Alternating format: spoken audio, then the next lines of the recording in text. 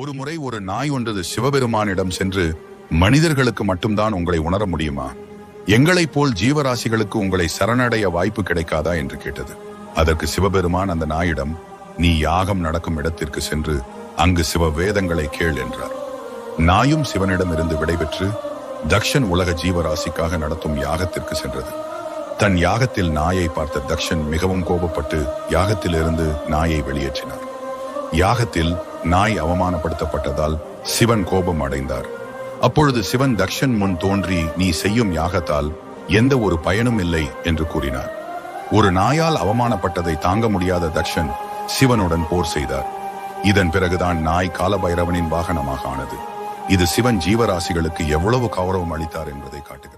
நாய் பைரவரினுடைய வாகனம் பிரார்த்தனை பண்ணுமா, இந்த வீட்டுல என்ன இப்படி குழந்தை மாதிரி பாக்குறாங்களே, இவங்களுக்கு ஒரு குழந்தை பிறந்தா அந்த குழந்தை சாப்பிட்ட எச்சி சாப்பாட்டை நான் சாப்பிடணும் பைரவரே அப்படின்னு அது பைரவர்கிட்டையும் கடவுள்கிட்டையும் வேண்டுமா.